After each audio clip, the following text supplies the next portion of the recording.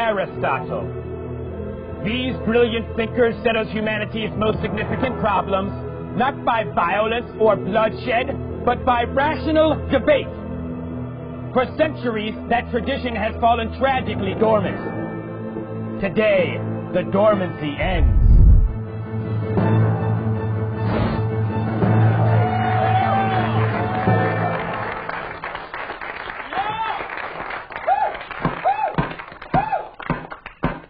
Welcome to National Lampoon's Master Debaters, where 4 of the nation's finest minds will settle the great disputes of our times.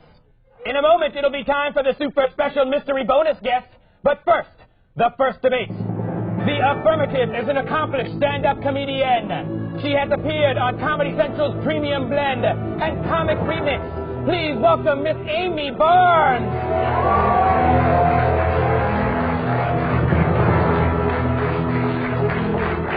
The negative, not to be outdone, also an accomplished stand-up comedian. Playboy magazine has described her as part Zen master, part stand-up comic.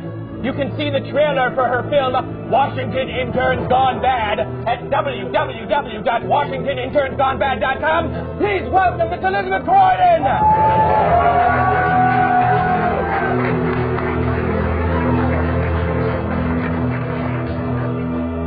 And so we have these 2 accomplished stand-up comics to debate the finest topics.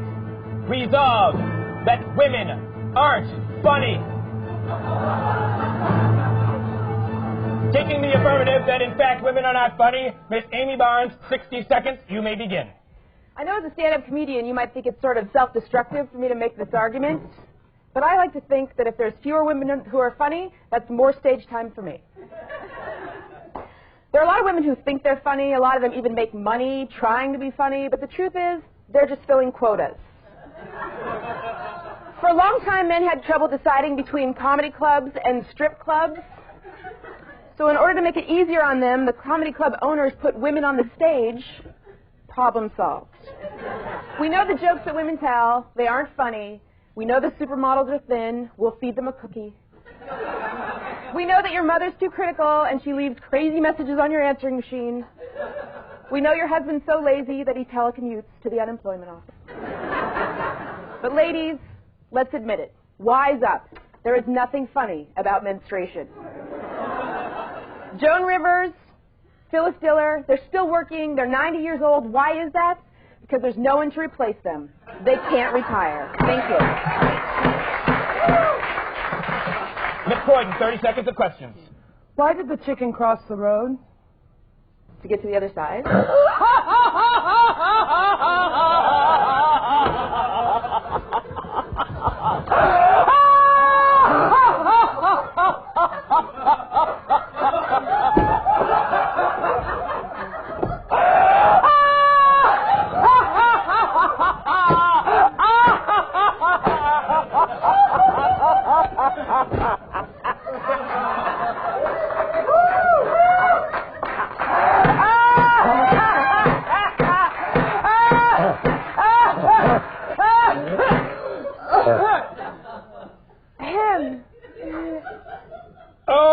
Okay.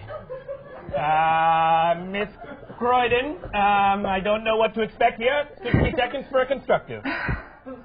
What's the difference between a blimp and 365 blowjobs? One's a good year, and one's really a good year. I suppose Cara Burnett was just a cross-dressing man. I suppose that Joan Rivers is just a bitch, but she's a funny bitch! Mitzi Shore, owner of the Comedy Store, opened her head and gave birth to an army of comedians. Do you have any idea what it is like carrying Sam Kinison to term in your mind?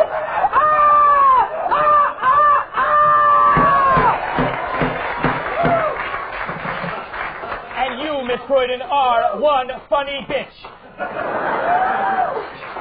Miss Barnes, 30 seconds of questions. All right, okay, stop me if you've heard this joke. This really crazy woman walks into a TV studio.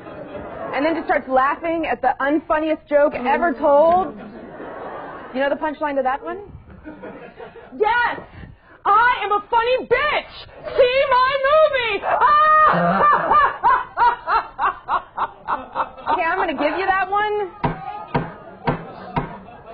And now, Miss Barnes, a 45-second rebuttal. The only argument that she's made is that she thinks I'm funny. Can we really trust the judgment of this insane woman?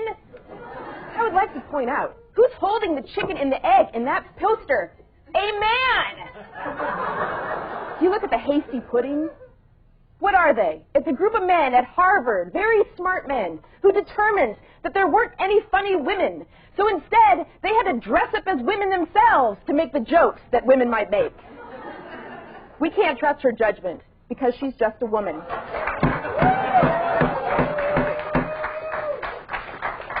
Talk to the proverbial hand. Miss Croydon, a 45-second rebuttal. Without women, there would be no TNA jokes. Do you think the blonde jokes were written about men? Au contraire. When we pass gas, do we not queef? I ask you this. I ask you, as a woman, who gave birth to the chicken and the egg? That, my friends, is killing. And Amy Barnes, you may be the female Woody Allen, but please, as a woman reaching out to you, I say, stop this self-deprecating shroud of intellectual denial and realize you are a funny lady before you lose your husband and marry yourself a 15-year-old Asian child.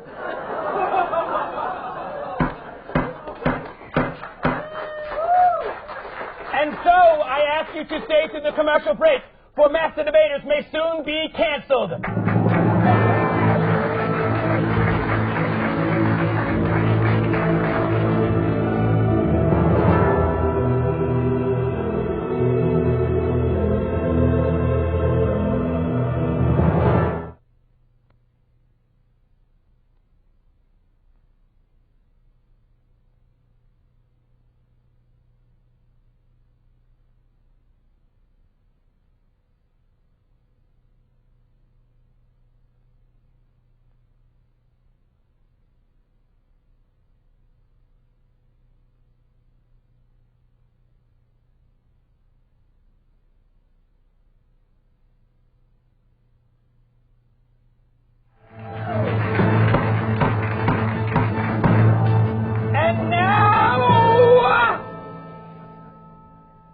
Judgment!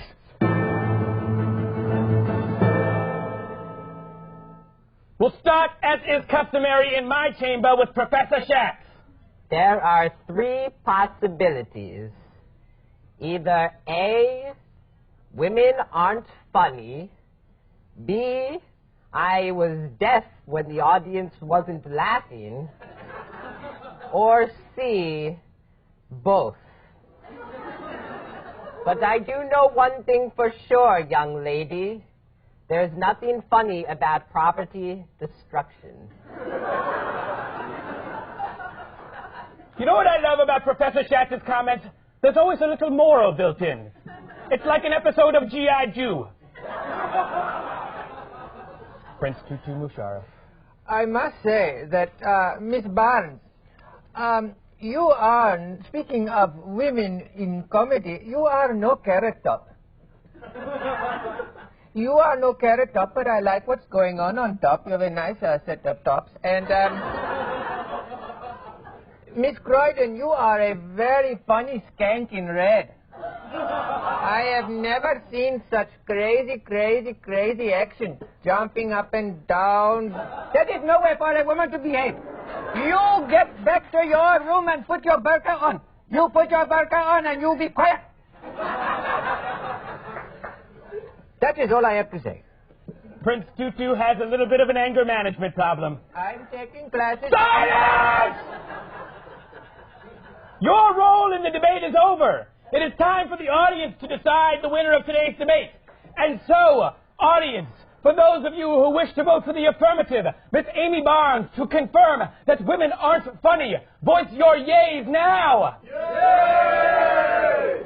And those who wish to vote for Miss Croydon to negate the statement that women aren't funny, to say that in fact there is at least one funny woman in the world, please vote for Miss Croydon with your nays now. Ooh, that could be too close to call. We'll have to go to Prince Tutu and Professor Schatz to call it. Prince Tutu, who won? Affirmative. Professor Schatz. Affirmative. Oh, it's a unanimous decision for the affirmative. Miss Amy Barnes, you are victorious. Oh, a controversial one. And now, away with you. And now it's time for today's second debate. The topic is, resolve that the best government is a big government.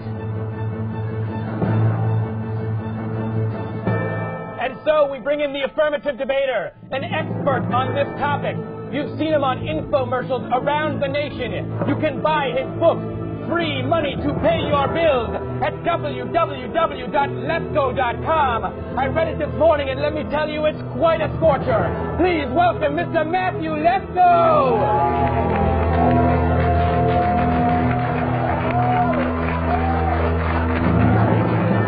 To take him on, we've gotten a world champion debater and local radio personality on KPLS 8:30 a.m. Please welcome Mr. Michael Kivitz.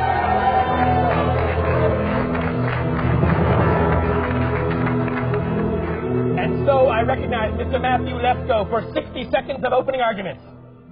Good afternoon, evening, morning, whatever. But who else but the government would help somebody like George W. Bush?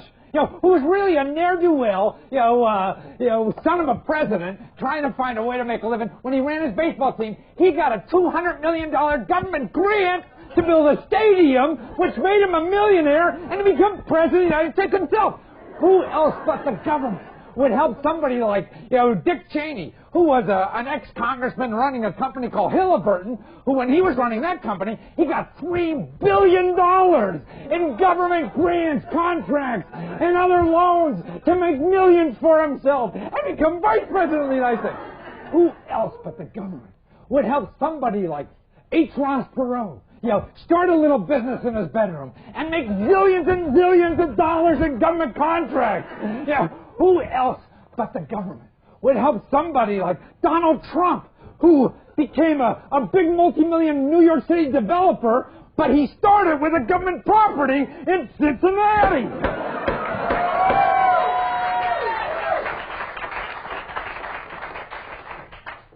You can get $5 million from the government to get a home loan free! Or $25,000 from your Pittsburgh area Jewish families in need free! Mr. Michael Kivitz. So, Mr. Lesko, my understanding, though, is that you think those are all bad things, right? Like, you don't like those guys getting all that money. Oh, I do. You do like them getting money? And my understanding from your infomercials is that you, too, have reaped the benefits of the government in different ways. Who else but the government would let a kid like me who flunked English in college, take all their publications, and plagiarize them, and make millions of dollars? And you use those millions of dollars to purchase this lovely suit you have on? No, this was $150. Okay. Mr. Kivitz. I think perhaps the best argument today that why big government is bad is that the bigger that the government actually is, you get more infomercials from Mr. Matthew Lesko. Now, I don't know if I'm alone here, but when I'm home, this is not the individual that I want to see on my television screen. But the bigger that the government gets, the more we see this ridiculous fool coming into our living rooms every single day. And for those of you who have actually visited his website, it's not free money for nothing. You're actually getting free farm grants. Like, the truth is, half of what's on his website actually involves people like opening up farms. And God knows what this man would do left alone with sheep.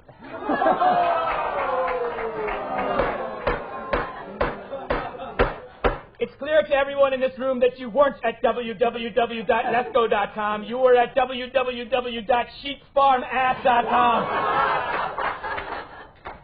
Mr. Lesko, 30 seconds of questions.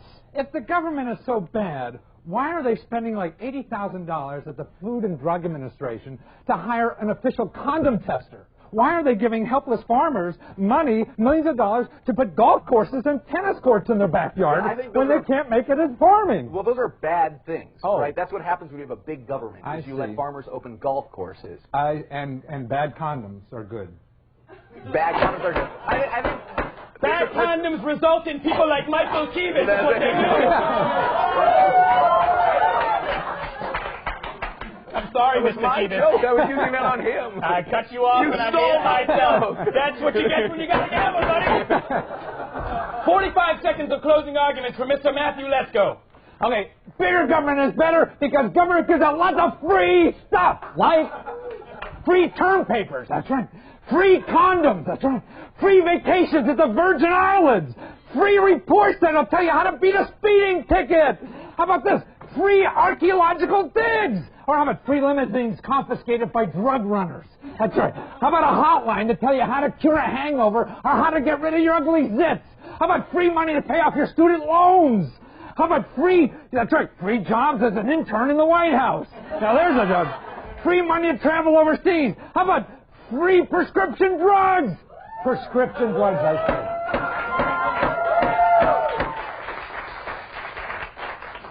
Mr. Kivitz, 45 seconds, sir. Well, I think the real thing is that if any of this were actually true, perhaps Mr. Lesko would be right. But if what they are giving away are like nice clothes, clearly you haven't reaped the benefit of that. If they're giving away nice glasses, I don't think you're winning there either, sir. And the truth is, why are you even appearing here if you're just such a multi-millionaire unless you're trying to convince other people to buy your book? But the truth is, I think all of the stuff about big government is actually nonsense. When you have really big government, you get all the bad things that you happen to be talking about. I'm not sure if perhaps yourself have been involved in the condom tasting business, but this just all seems really, really ridiculous.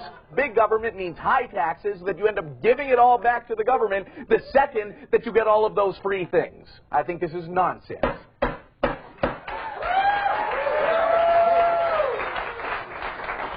Okay, that's the end of today's debate.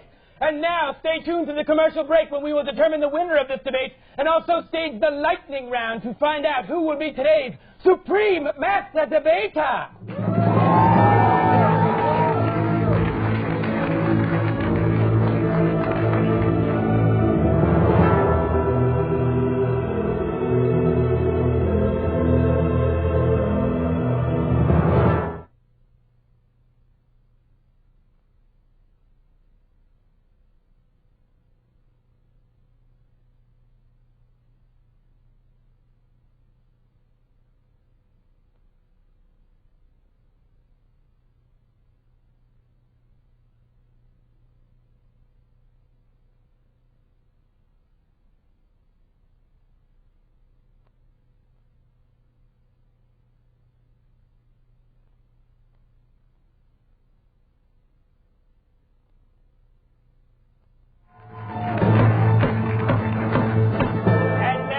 Again, it is time for the judgment.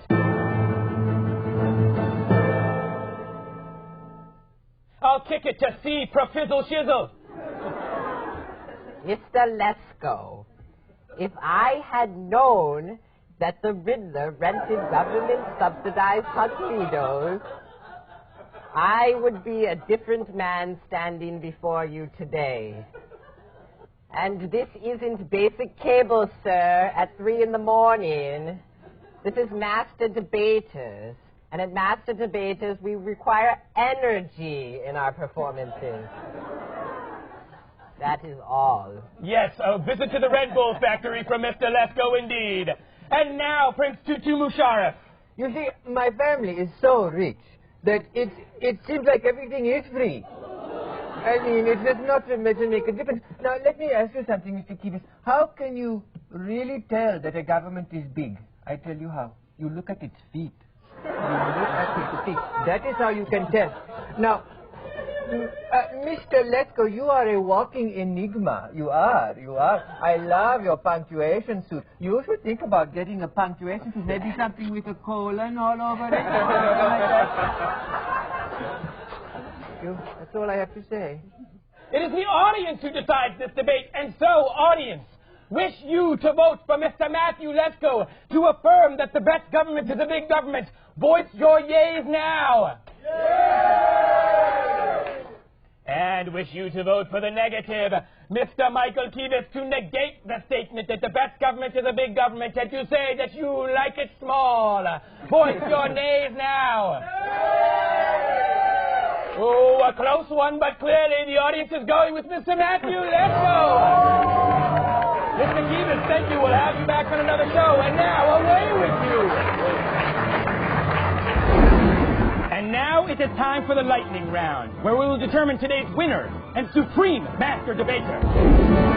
Get ready for some fast-paced, blood-pumping master debating. And so, debaters, ready, and judges, ready your judging flags. The time begins when I finish the first lightning round question. And begin. Crayons versus magic markers. Mr. Lesko. Crayons taste better. Miss Moore. Magic markers. Sniff 'em. Federalism versus states' rights. Mr. Lesko. That's national cable versus cable access. Miss Barnes. States' rights, because Arnold should have more power. Little political message as well. Adoption versus abortion. Mr. Lesko. It depends on the kid. Tough one to top, Miss Barnes.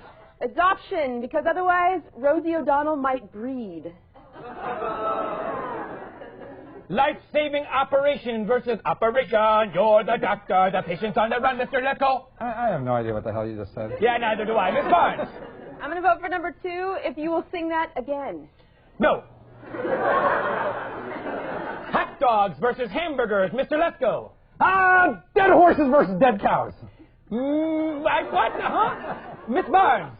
I'm not sure what you're implying, but I'm a hot dog girl. And that is time.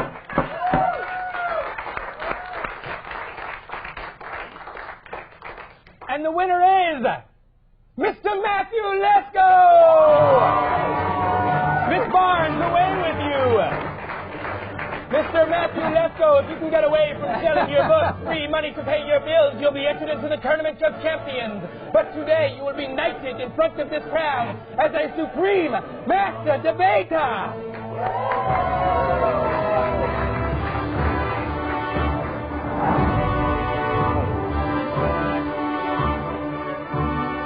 Mecca lecca hi, Mecca hiney, ho, www.letsgo.com, drink Red Bull. And so I present to you, as it transformed like a phoenix from the ashes, a special celebrity mystery bonus supreme master debater, Mr. Matthew Lesko.